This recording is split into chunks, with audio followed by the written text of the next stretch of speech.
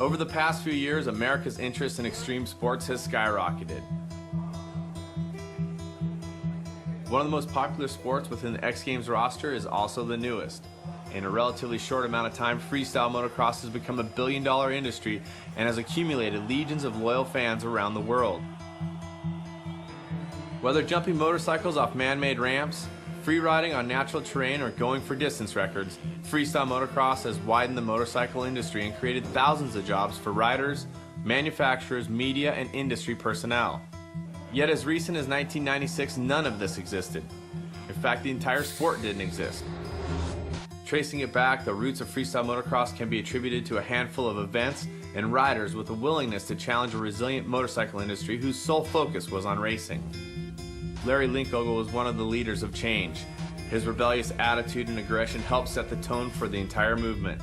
He became the poster boy of anarchy and alongside his friends helped kickstart the emerging sport.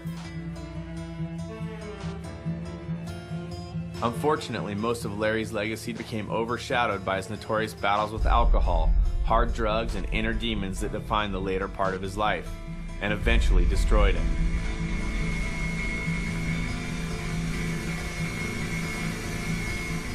For better or worse, this is Larry's story.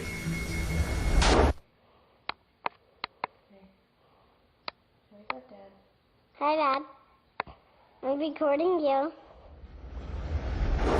Rise, rise, rise, rise, rise, rise, rise, rise. Ripped flag up in the obituary. What happened to us? Where's your anger? Where's your fucking rage? What if justice is lost? Lady privilege, denial, and self-gratified. A tradition, lost down to obligated. Damn it! Really a big influence in changing the whole motorcycle culture and way of life. We haven't given him enough credit of what he's gone and tried to do and has done. Everything that Metal Militia fucking encompasses, he is that fucking guy. He was screwed up right when you met him. He knew he was kind of a mess. I think he's a fucking great guy. 50, 60 Vicodin Norco a day. Be there with you and, as a family, and then a matter of a day that all can shift. Totally out of your control. It's totally out of your hands, and he's gone. Turn it down! Rise! Rise! Rise! Rise! Rise! Rise!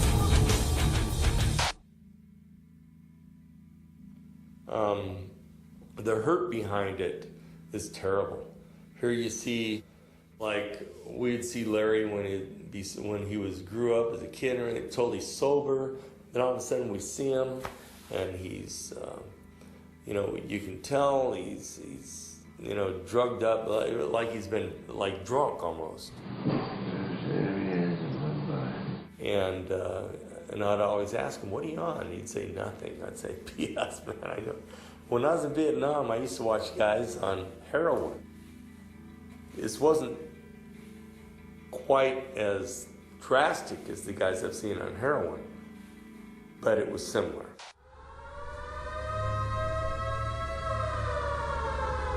Three years before Larry was born, his father, Leslie Linkogle, fought in the Vietnam War.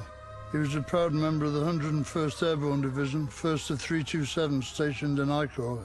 After 2 long years of bloody battle in harsh jungle conditions and humidity, Leslie Linkogle had served his time. He was awarded the Bronze Star Medal with Valor and the Vietnam Cross of Gallantry from President Nixon and shipped back to California, both mentally and physically exhausted.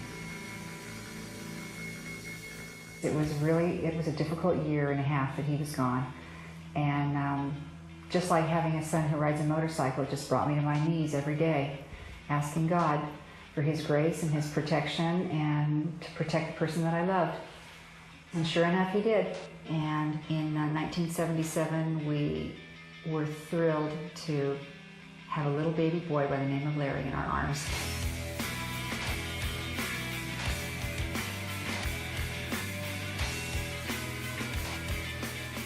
Oh, Larry was very athletic, but athletic in a very different way. He didn't seem to have a natural interest in football or in baseball. From a very early age, he seemed to like alternative sports. He went through his toy box and he pulled out a football helmet. He also pulled out a jet ski vest, put both of them together, and he sat on his motorcycle. Which none of us had any idea what that meant until he got a little older, and all he wanted to do was ride a motorcycle.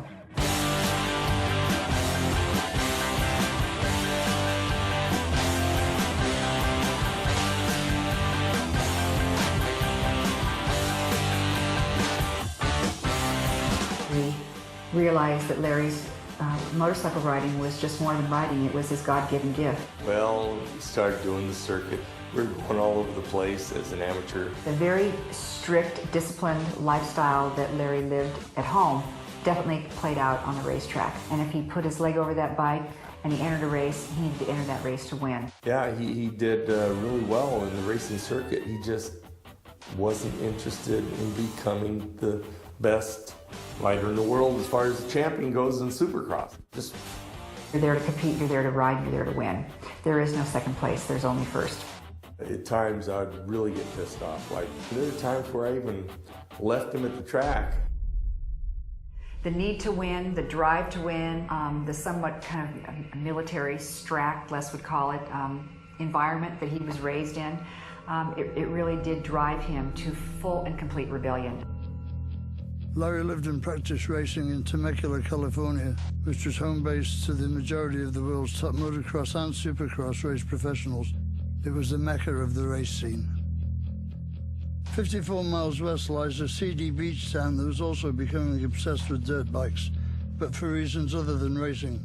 Completely naive to the motocross industry, some of San Clemente's locals would soon create a bond of friendship with Larry and help kickstart the coming revolution.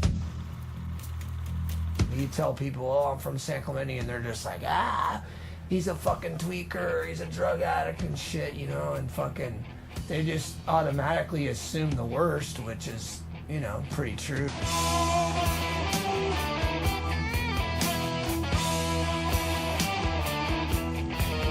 You know, Christian Fletcher, Jason Jesse, Nathan Fletcher, Matt Archibald, Trigger. I mean, we were just like this small crew. There's something in the water in San Clemente or something, that maybe it's the nuclear plant. There's a lot of really talented people, but they're all fucked up.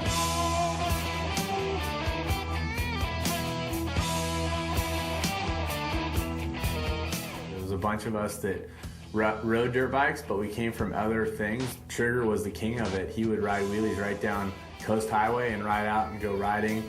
He'd run from the cops, he'd do whatever it took to have a good time on his dirt bike. Then Nathan got into the jumping thing and all. Like, it was really cool. Like, they were trying to do something out of the norm.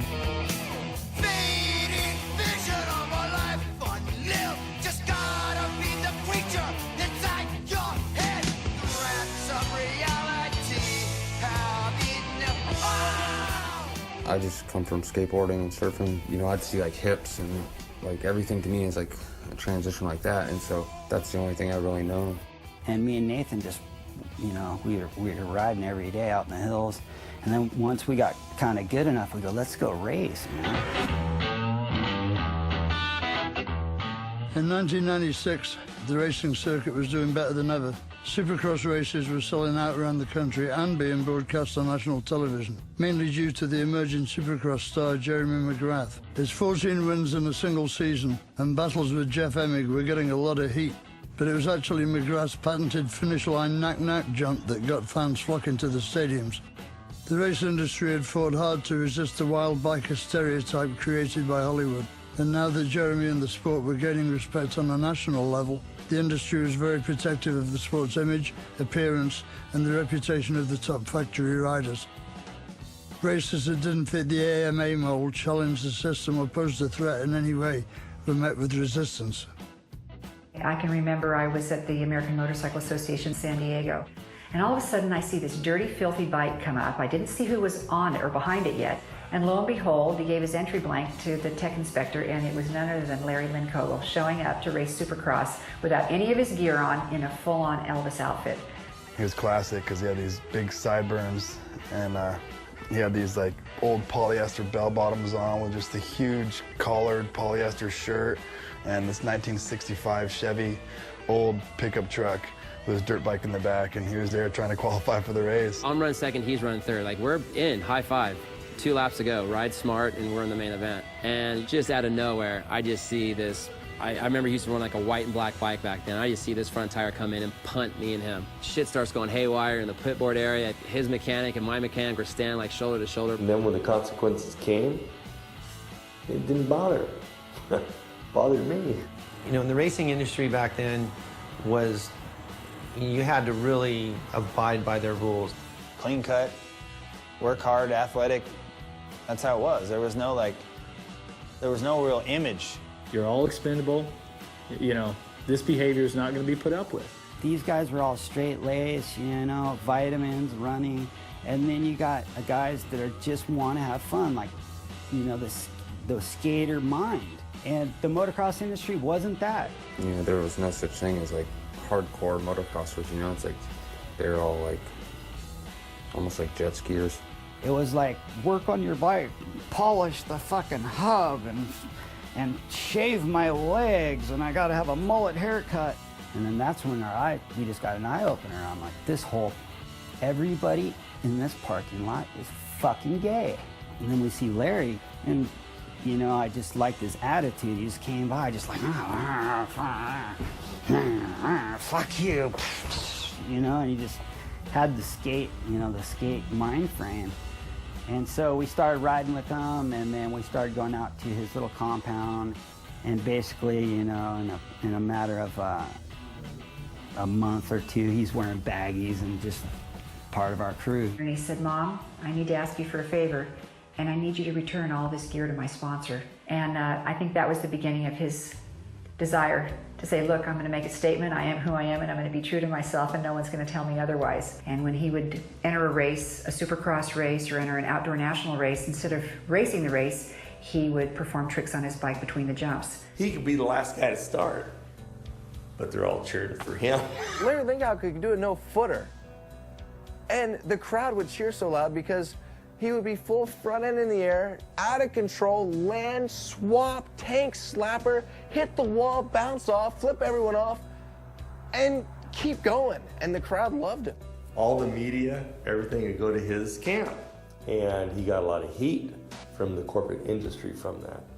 But he never gave in to it. I thought it was taken away from Supercross because you get new fans. You know, that's the goal for any new sport, is to get new fans.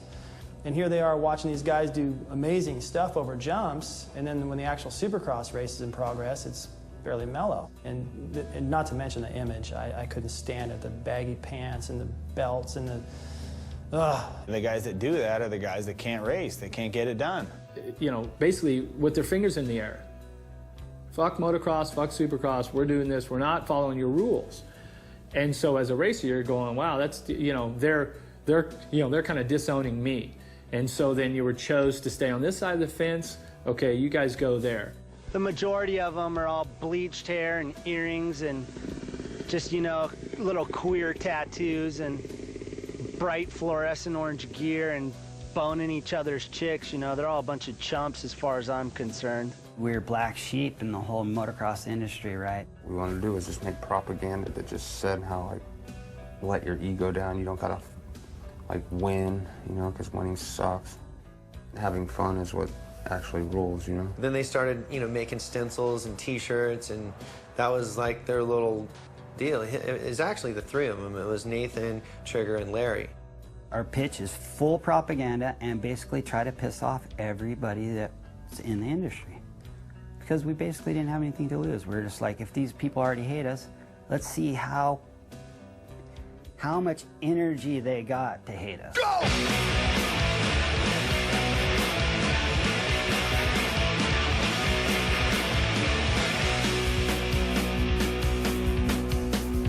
I see right through your gaze. I know what's going on.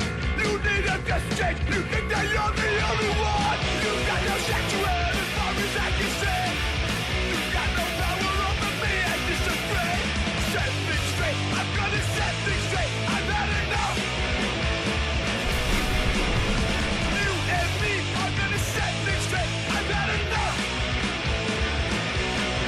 I've had enough. You're just too much. Yeah, pretty much the message to the public is don't sell out, stay hardcore. The Metal Militia would later become one of the largest and most powerful companies in freestyle motocross. For the time being, it was a way for a group of friends to have some fun and challenge the way people looked at the motocross scene. The Metal Militia quickly developed a devoted following. The early skulls and the rather gothic drawings that were in the early days of the Metal Militia drawings were somewhat alarming and a little bit of a surprise to his dad and to me. And in our minds, we just thought, well, maybe he just has a curiosity with the dark side, and maybe that's how he depicts it in his mind. I said, Larry, why are you catering to all these losers? And he says to me, he goes, Dad, don't you get it? I said, no, what? Get what? There's more losers than winners. I'm going, okay, you're right. And he says, but you have to understand, I'm a loser too, and we can all be winners. I go, okay. And he goes, then that's the hope I want to give everybody. And he goes, I am a loser, and I want to show everyone that that's a matter of speech.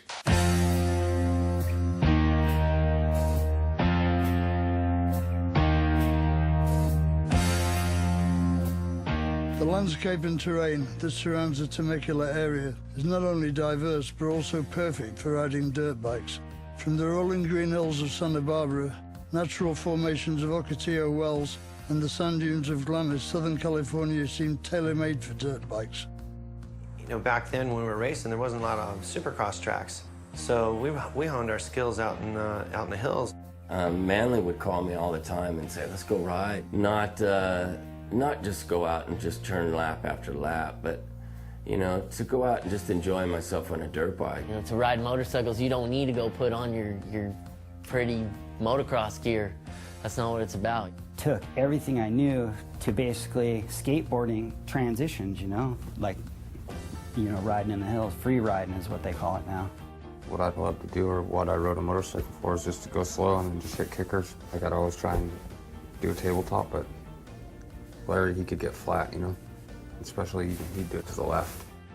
It was nice to just kind of uncork yourself and just have fun. And then finally met John Freeman, and took him out riding with me and some of my buddies, and they were just blown away at what could be done on a motorcycle out in the hills. He would just show us all this crazy stuff that he would love to do, play riding his, you know, with his motorcycle, and it was always going on every weekend. You know, just nobody really documented it. We did a lot with Amick and MC and the racers and all that crap. I mean, freestyle motocross didn't exist. The Krusty Demons of Dirt video blew the door wide open. With a video format similar to snowboard and skate videos, Krusty One featured all the top racers play riding in the hills and fooling around, but also gave a home to riders like Seth Enslow and other individualists. You know, after Krusty's success that first year, it was like a mad gold rush trying to do, you know, a Krusty type film. And Larry was just chomping at the bit. We're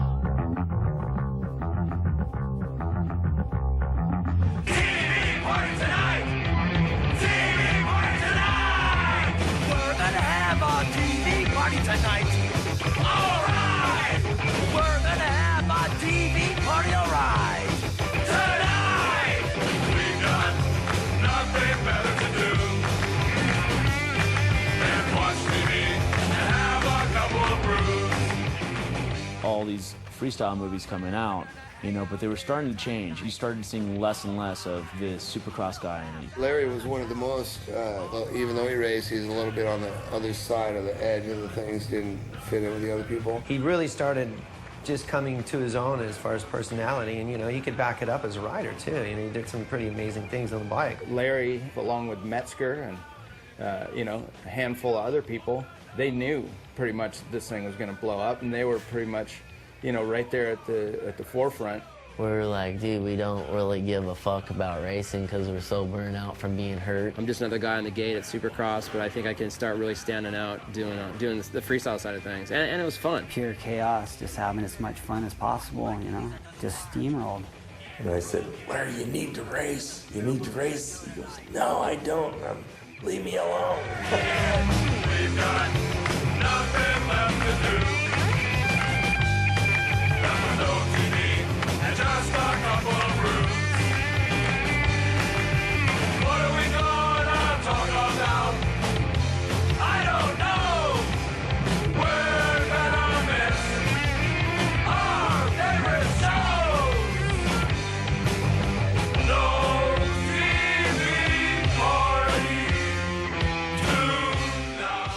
finally, at one point, he said, "You know, Dad," he said, "that's where the show is. It's not racing." He said, "It's just in crashing and doing a bunch of tricks."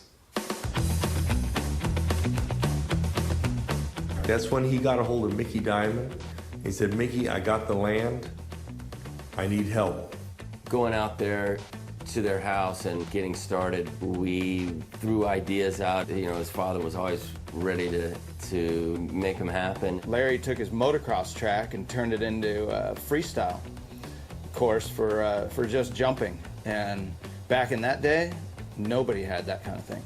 It was actually a planned, orchestrated movement to design jumps, the launch, the landing, and the tricks.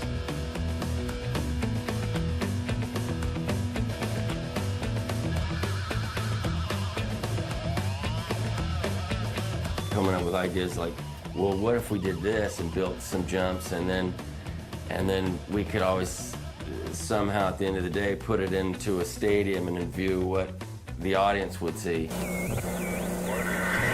Hey, it's my friend Shane Tridler on Ricky Rackman Radio, and he's got a really cool event coming up. Yeah, it's like Evel Knievel if he was doing tricks in the air. Hey, that's nuts. Well, Shane called me. I'm going to do something that nobody's ever done. We're going to build these jumps, and imagine if you could see what everybody does in BMX, but they're going to be doing them on motorcycles. I put together a course. I had a big Tabletoposaurus. I think we had like pit boards, and they rode on there, you know, like a regular 1 to 10 score. Larry Linkogle won that with a no-footed can to a no-footer. I remember I was like, man, that was cool. I have to learn that.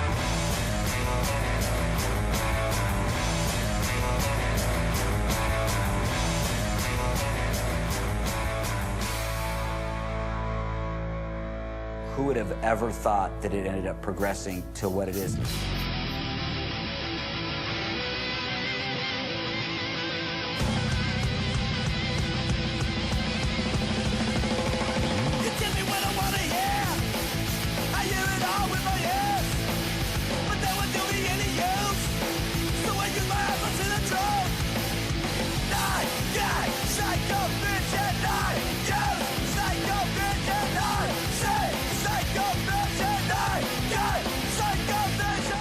Freestyle Motocross was building a cult following. The next event had Larry and the other top jumpers in Las Vegas, and soon enough, we showed them what they'd been missing. My whole fucking plan was to go back to the snowboard industry and show the snowboarders, look at the dirt bikers doing fucking tricks. And it was around a ASR trade show, which has nothing to do with motocross, and all of those people showed up.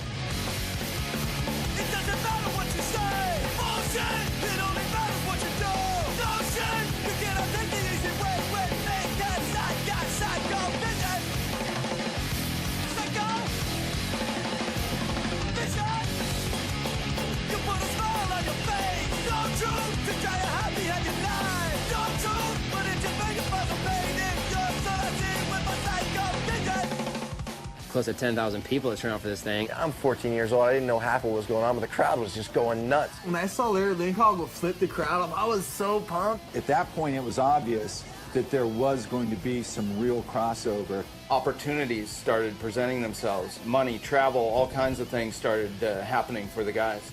And then, of course, everybody ran with their little flags like they're gonna be fucking millionaires. Fuck all you guys.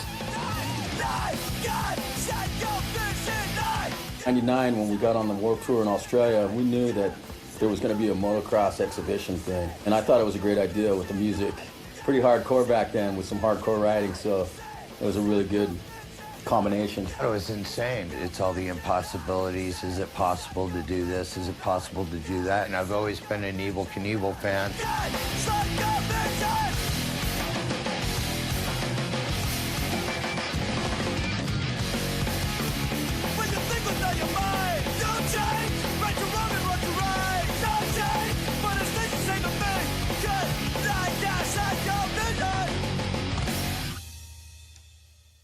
I ended up going to Tahiti and just surfing, and I quit riding right then. Shortly after, I guess, I don't know, Brian Deegan got involved, and then Larry and Brian were like partners, because Larry had to either ride with whoever, but Brian was the only guy who was cool enough with him and wasn't competitive. You know, Brian and Link were kind of on the same kind of course. They were both going a little crazy, being stuffed into a little box as a racer. Neither one of them wanted to be that. They had that nonchalant attitude. They didn't care. Brian and Larry were the guys in front of the screen, preaching it, the rhetoric, getting crazy, doing their thing. But those were the guys that really stamped the attitude, the personality, and the lifestyle of what the Metal Militia was right out of the gate. God has this little picture painted for us, and you know, he knows when you're gonna die, so that's the way I look at it. If you're gonna go, then it's your time to go. There's no way of escaping death. Just the whole attitude, like, you know, we're here to just fucking tear everything up, and we're gonna blow this shit up, and we're gonna change it all, and fuck that yuppie, preppy attitude and that clean-cut guy deal. I'm sick of seeing frosted-haired faggots with fucking earrings. A lot of the kids that didn't want to be a part of anything, you know, any main group telling them what to do, I think they really attached to Larry and Brian. Not only they were doing gnarly stuff on the bikes, but also there was like personality and character that like made kids, I mean, shit, it made me like, oh man, those guys are cool. I kind of get that dry sense of humor, that poker face sense of humor that Larry's got, so I always kind of actually enjoyed hearing Larry talk.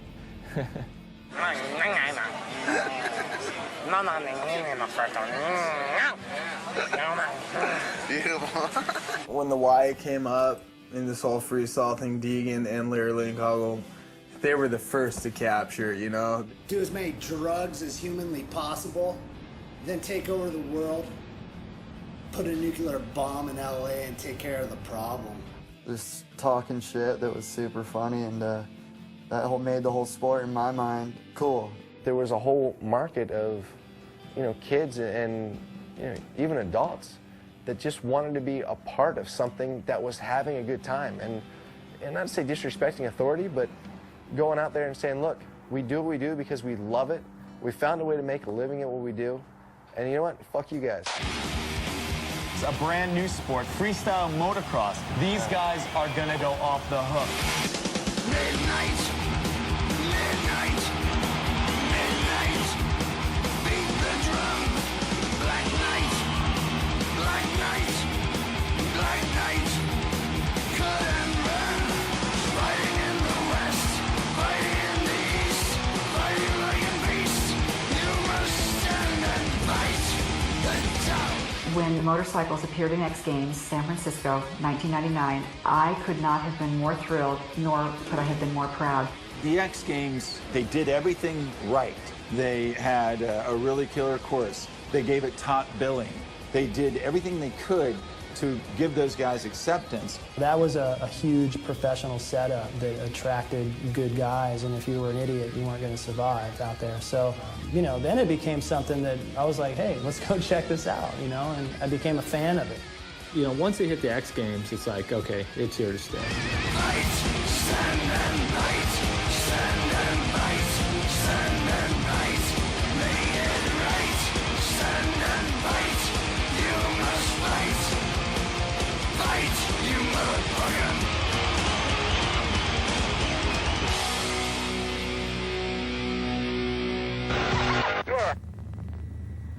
You must be new. Must be new in this sport.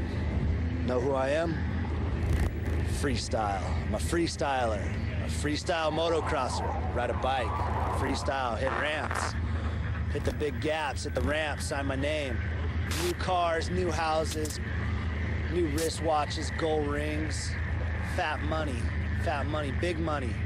Big money. High dollar. 20 G's to sign my name on a poster. Big dollar. Big dollar. Almost overnight, FMX had gone from being the race industry's bastard child to its own full-fledged respected sport. The younger generation could start learning to jump their dirt bikes, knowing that there was a future and a possible payoff waiting for them, and the existing riders had to fight harder than ever to defend their place at the top of the ever-growing mob. The transition for many of the riders was they had to do the free ride and freestyle. They could do some limited tricks, but they needed to learn. They needed to become athletes. And instead of free riders, all of a sudden we started having full-on freestyle motocross jumpers. I was seeing it as a professional sport, you know, not like NASCAR or Supercross, but clean. Go home and practice. Instead of practicing for nationals, We're going to learn new tricks. We're going to push the envelope on motorcycles of what we can do. Freestyle kind of lost a little of its, kind of what it was about. Its originality was, you know, let's have fun, let's party, let's be outside the norm, and it became a sport. I had, you know, those videos, you know, the X Games, all the competition on TV. I had that to look at to say that's where I want to be. And I think Larry saw that as just another step of the motocross clone. Oh, these guys are going to go do tricks and be judged and do all this. Larry was just totally, I think, over it. Freestyle is getting pretty glam rock, just like motocross has. But as glamour as it gets, militia still stays hardcore until the end. Larry's disdain for that control became more and more pronounced, and this sport was now evolving just exactly like Supercross did, and he became very displeased and dissatisfied. So the contest thing went one way, and then still the free ride went another way. Myself, I'm not even categorized as a freestyler. I'm a free rider. That's what I do. I'm a free rider. I free ride.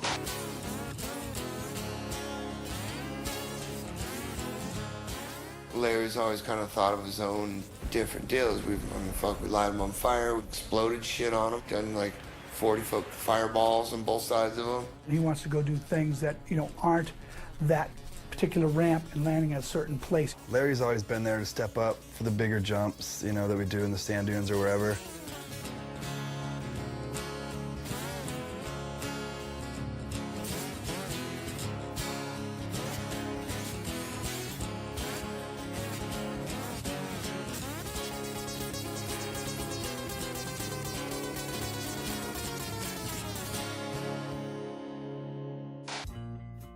Much like skateboarding and snowboarding, FMX was opening itself up to different disciplines. The free riders pushed video stunts and possibilities on natural terrain. The ramp kids had more and more contests and demos to perfect their tricks. And still another faction of riders began to emerge, including Seth Enslow and Trigger Gunn. They wanted to challenge the distance barriers set by Evel Knievel and Johnny Airtime in the past decades. To stay in the mix, all the riders had to continually push themselves. Something newer, something bigger, or something more brutal.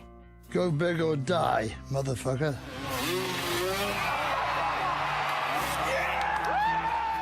If you really want to be the best, and if you want to push yourself to that level, you're going to be hurt. You're going to be in pain. You can't get through some of the pain that we endure without having painkillers. With all the medals and the high fives came a lot of devastating injuries, you know, that really were putting the wear and tear on guys. It got to such a deal, like such a deal that like you can't go no bigger, you know? You cannot go no bigger. You're gonna die.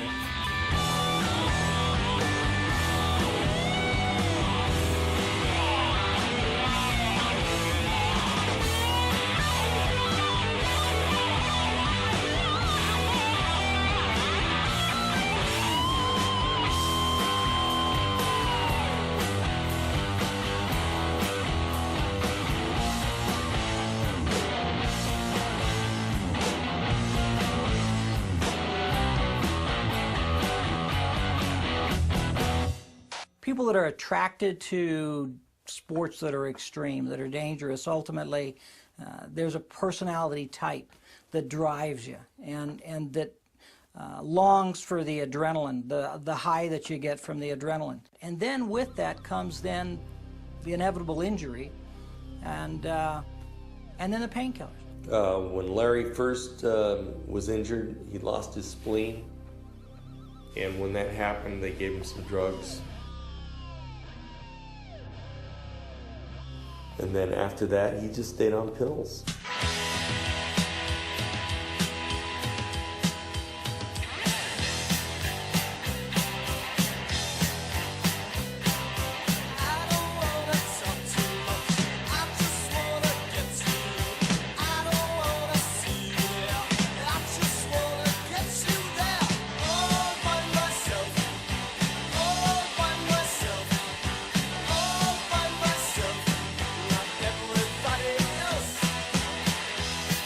You know, we all kind of knew things were happening with Larry, and not sure what was going on in his head, but it affected his job on the Krusty Tour, and getting all weird in his hotel room, and then going into our show and standing in the middle of the field and grabs the mic and tells all the people, Storm the stadium and just attack.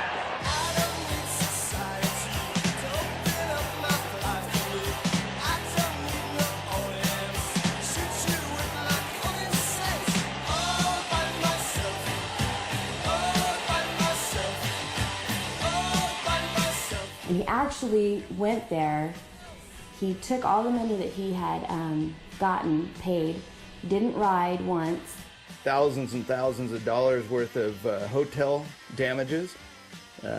So he pretty much lost his spot on the Krusty Tour. Davey Coombs from Racer X wanted to do an interview with him, and Davey asked if he wanted to thank any of his sponsors, and he said he wanted to thank Etnies for giving him shoes to trade for meth. It kind of got to a boiling point, and that was time to let it go. All of a sudden, I'd get a voice message, and it'd be like, "Hey, Coombs, it's Larry Linkogel. Remember me? Don't start your car." We're getting ready to call the police a couple times. Well, once the brain is saturated with the opiates, then the behavior changes. Judgment goes out the window, and so relationships now take on a whole new flavor, and then you end up doing the things that we all regret and are ashamed of. I used to do stunt work, and in 2001, a friend of mine called me and asked if I would consult on a movie that they were doing. So I helped them put together, lists of writers and do some casting for that. And Larry fit the part really well because of his body size, and he can do a lot of tricks. He called me up and he said, hey, Matt, you got to get up here, and I'm going to be on this Vin Diesel movie or something. And I'm like, yeah, I'll cruise up there, I really remember Larry just being unreliable and showing up with his bike just a hunk of shit. He was trying to come around to do this little jump that was going to go over this barn. So the helicopter's coming down, and he didn't notice Larry because he was virtually underneath him. He jumped off this little bump, and the fucking helicopter was too low, and he fucking bumped the shit. And it drove Larry down into this tank, and it basically slammed him into the ground. He ate it pretty bad. And it really was a scary moment because there was a lot of people on set. If that helicopter would have hit a rotor, if Larry would have hit that rear tail rotor, it would have won. It would have killed him instantly, and those rotors would have disintegrated and basically killed us all. He opens the door, and boom, I come in, and I'm like, what the fuck's up, if I can take care of my friend and shit, what are you guys gonna do about this? And they're just like all Hollywood out of it, just like, oh, he's okay, he's this, he's that, he's just some fucking motocross fucker that just hit his head. But it's like, yeah, fucking right, he could have been decapitated, but that would have been a good way to go out. It affected me to a degree because I'm the one that brought him into it. And I wasn't real happy with Larry for quite a while after that. I guess I knew there was a problem at the time, but he was so nice and sweet and wonderful when he would be under the influence of it. And when he wasn't, it would be like the worst of the worst, just a demon, just out of control, mean, angry, vicious. Larry got so messed up that, he became a non-friend to those that were friends with him. It was really hard for us to be around him. But I remember doing tours and being around Larry years and watch his kind of progression, and it was almost kind of like a light switch. Is it Larry or is it Link? Larry's really, he's like a Rubik's Cube, you know what I mean? I haven't really ever figured him out the whole way. There was a lot of similarities to the way my career went and the way Larry's career went. I tried to warn him because I did it a little bit before he did. There's a fine line between being hardcore and between killing your career. And I tried to talk to him about it, and just like my parents and other people try to talk to me about it, it don't fucking work. You can tell me till you're blue in the face, and I'm gonna go do whatever I want anyways, and the end result is gonna be the same. Even though they tried to push you fucking over the line, once you go over the line, they're like fucking, they don't throw no life preserver, it's straight up fend for yourself. Oh, look at him, look what a loser he is. Well, fucking, you helped get me there, fucking throw me a life preserver, you fucking cocksucker. As Larry further isolated himself from the world around him, the progression of the sport continued to prove that time waits for no man. A standardized system of ramps and the creation of foam pits allowed riders to practice their flip combinations in a safer manner. And the private metal militia compound had been moved from Lowland Cogle's house to Brian Deegan's, but Larry found himself on the outside looking in. Chris Ackerman, he was running the office, he was running the day-to-day, he was making it happen. Larry loved him, Brian loved him. Chris got in an accident, broke his neck, and was paralyzed from the neck down. But I think pretty much right out of that accident, it really started to get worse and worse between those guys. It was almost like Ackerman was the middleman for them at times, even though they were still really not getting along and they were totally disagreeing. It only got worse from there. They expected everybody to choose sides type of thing, you know. Everybody else that was involved with the metal militia, it's like, okay, well, are you Link's friend or Deegan's friend? And it kind of got a weird vibe for a while, but Link wasn't really riding. He was doing his thing and, you know, checking himself out, doing his thing, and doing whatever people do, you know. So it's all good, you know. People gotta try stuff out and learn things the hard way sometimes. So it is what it is. And Larry pretty much just disappeared. You know, he went on a bad one, and all I knew that he was with some really screwed up people, and you know, he was basically turned into a criminal.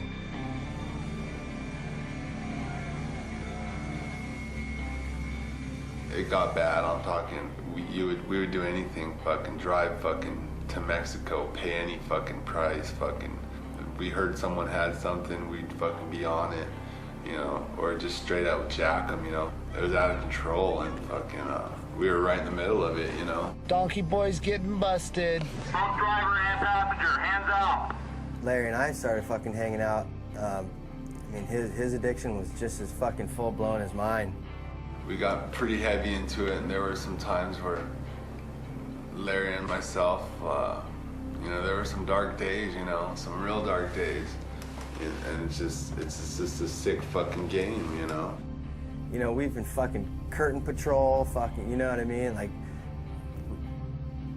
the whole gauntlet of fucking drug abuse, you know, we were fucking side by side. I think at that point, Larry had already crossed that line of being like, you know, good guy, bad guy. He was already fucking there, dude.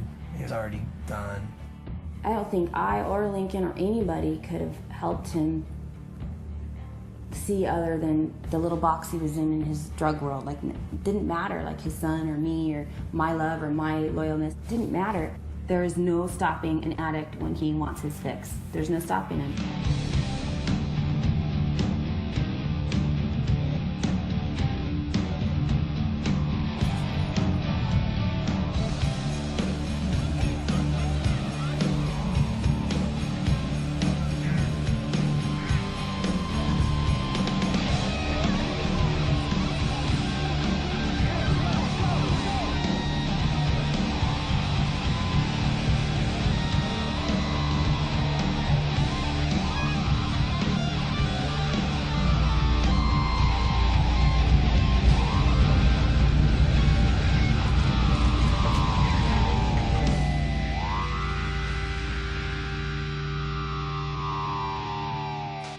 Somebody came up to me and goes, Larry's in TAF, he's been there for 2 months, he's not doing good. So I loaded up my Cadillac and just took a drive to find the kid, you know? And when I actually found him, you know, he was in like a shed, you know? They call them houses out there. And I go, Larry, he goes, Trick, what are you doing here? I'm like, dude, I've come to get you, dude. You gotta go with me. And this big Ultimate Fighter's, what? You ain't taking him? And I'm all, listen, guy. He's my buddy, he needs help, I'm gonna take him in, get him some help, and like this guy's yoked up, ready to kill me. I go, listen, I'll help you out, man. What's your problems? I know you have a kid and a wife too, dumbass. You know, you need to wise up and pull your shit together too, but this guy over here, I'm taking. So whatever you have to do, shoot me, kill me, break my neck, I'm taking him. And dude, by the grace of God, he let me take him, you know. I actually told people that were close to us, hey, I'm going to get Larry, and there's like, you're an idiot. But you know what I mean? He's like one of my close friends, and I'm sure he would have done it for me, and he needed help. I remember his mom really concerned. She was really trying to find an outlet for Larry to keep him involved in his sport so that it wouldn't throw him into, you know, some of the dark, deep places that you can go. And something came up that there was a slot to go for world records. I was supposed to do a world record jump over in Australia.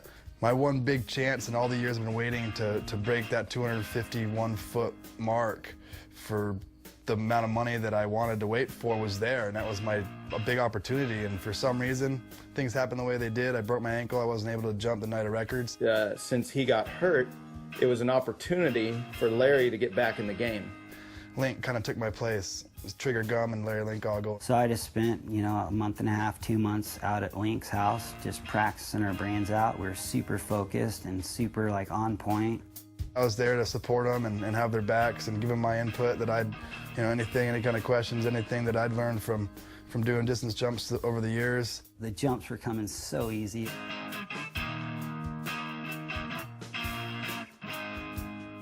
Basically, we're in sync, you know, I'm totally on. So we went over to Australia.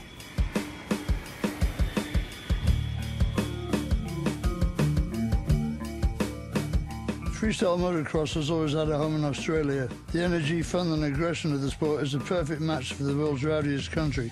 And when the American crusty demons come to town, it's treated like a national holiday.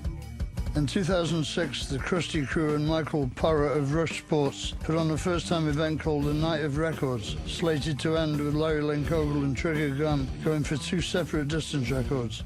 The chance of carnage was high, and the show immediately sold out. You just got to be, you know, confident in what you do. You know, I'm just going to go out there and be natural. There's 2 different plans. It's either a hospital or they built a bar over there where we're going to celebrate. Brisbane, a big welcome for Seth Enslow! Well, Seth, welcome back to Brisbane. Not able to jump tonight due to a broken ankle. Doctor put 6 screws in it, bastards. Took me out, can't do my jump, been planning on this for years, but we got the next best thing. Larry Linkoggle and Trigger Gum have been my buddies for a decade, and they're here to back me up, and I'm here to back them up, and you are gonna see a world record.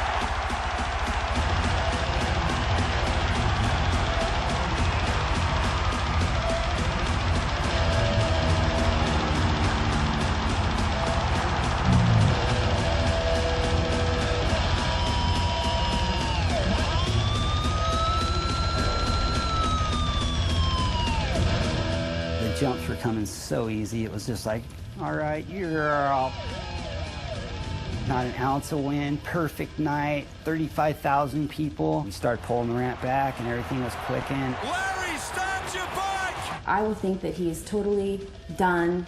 You know, he's getting older, he's hurt, he's aching, he's washed up. And then he will come up with the most random thing and pull it off. It's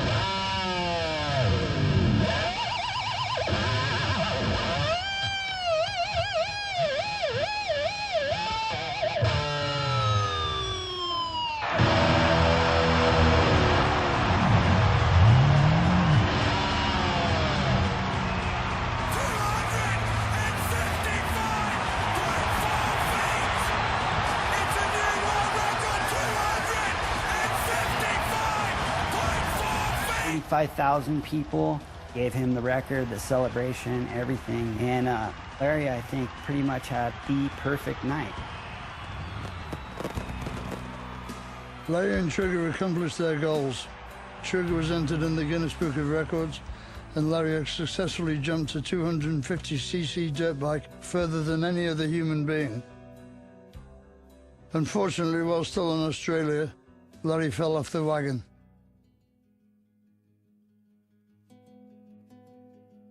I think that's in the core of every addict is fucking nothing's ever good enough. You can always make it better. Always make it better. Like you know, have the best day of your life. What a better way to end the best day of your life than to get fucking completely wasted. I'll speak for myself. I was a junkie, like adrenaline junkie. It all wraps into one. When I wasn't getting the adrenaline, then I was getting that rush one way or another. That's all there is to it. And I think he's probably fucking pretty much in the same category as that. I feel badly knowing that, you know, okay, Larry had problems later on, and I hadn't made any type of impression on him other than to say, fuck, you're here, do whatever you can, whenever you can, however much you want, and don't take any fucking responsibility for anything, fuck everybody. My biggest fear was I was going to feel guilty because I'd let him go and I wouldn't fight for him or fight for his sobriety, and I would just let him go and I'd get a phone call. The late phone call was like dreadful. Hi. Hi. Hi. Hi. Hi. Hi. Higher. Higher. Higher. Higher.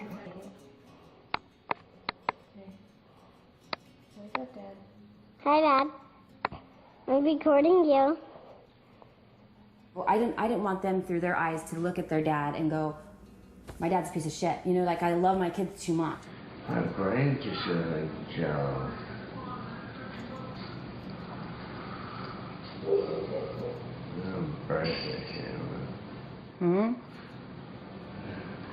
So this is not healthy for you, Larry. I am going to break that camera. No. Once you fucking get, man, it's so hard to explain, you know, it's fucking the gnarliest, just most twisted, weird, subtle, overwhelming fucking thing you've ever been through in your life is to be fucking addicted to drugs. Honestly, I'd rather fucking take a Tylenol or something than just to go through all the bullshit I've been through from all the fucking narcotics I've taken. So to preach to a kid, it ain't worth it, you know? Seriously, not fucking worth it, you know? If you want to waste fucking 10 years of your life or fucking the rest of your fucking life or OD, lose friends, or lose your own fucking life, it ain't worth it. That's my message, you know?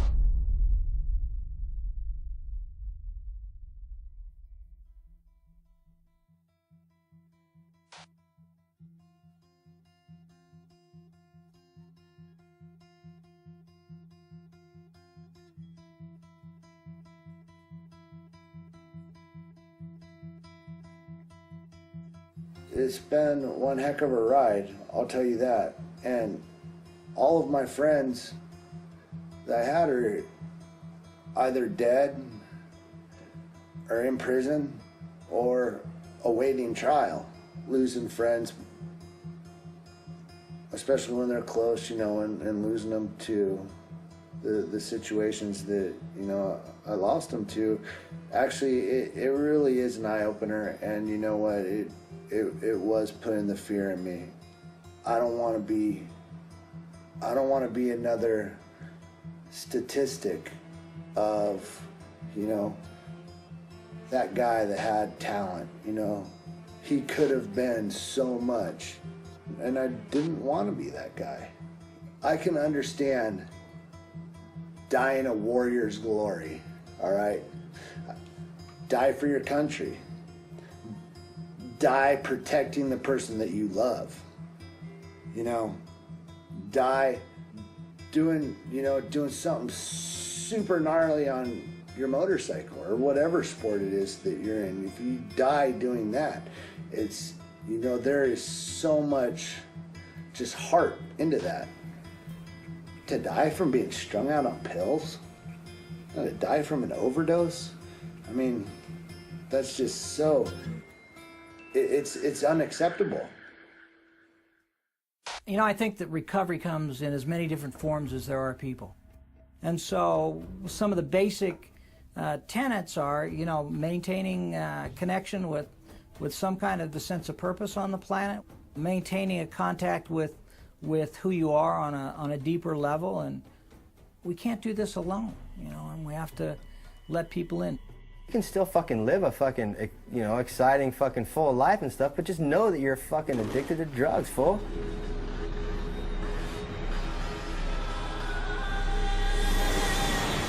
You know, you get in certain situations, you forget you're a fucking addict. Guess what? All these other people aren't fucking addicts.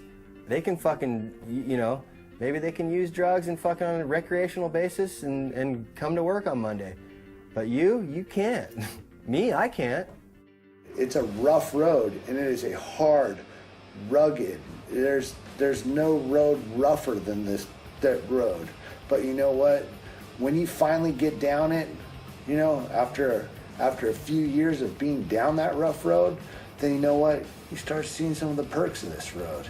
You know, you're not sick, you're not tired, you know, you have energy, you're healthy, you have ambition, you want to go do things, man. I make up for lost time now.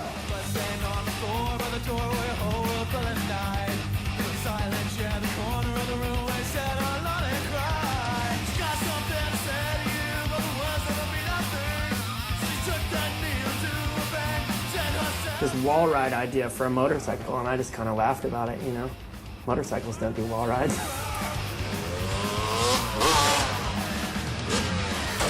I gotta tell you, since he became clean, it's just been a miracle. I mean, I'm very proud of it. My dad used to make me race. Mike's dad used to make him race. And now we're out here with our kids making them race. Larry can pretty much do anything he wants. If he wants to go do drugs, he'll go do drugs. If he wants to stay sober, and, you know, that's the cool thing. Larry is one of a kind. To me, you won.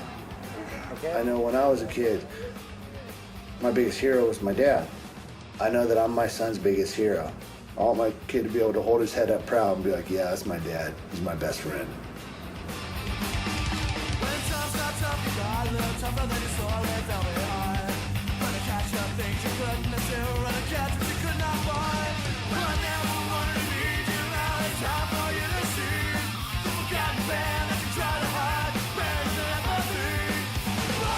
Being able to deal with the world and dealing with shit that comes up every day.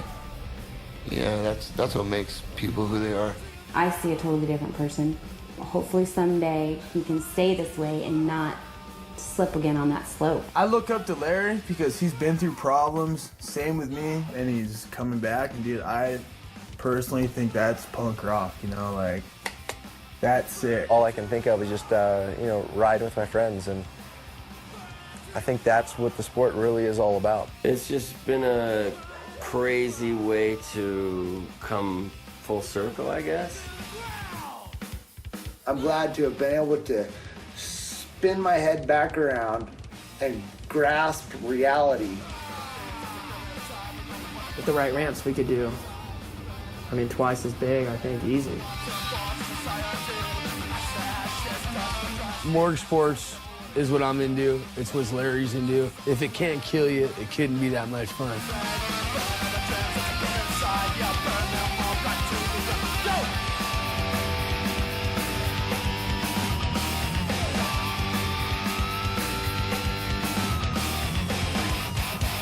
I'm stoked. I'm so stoked more than anything than when I see some little wharf rat kids on skateboards rocking a Metal Militia shirt and knowing, like, yeah, you know what? That is my bloodline. You can never call it a sellout brand. You know why? Because I myself am the beating heart that still is pumping blood into that system, and I will never sell out.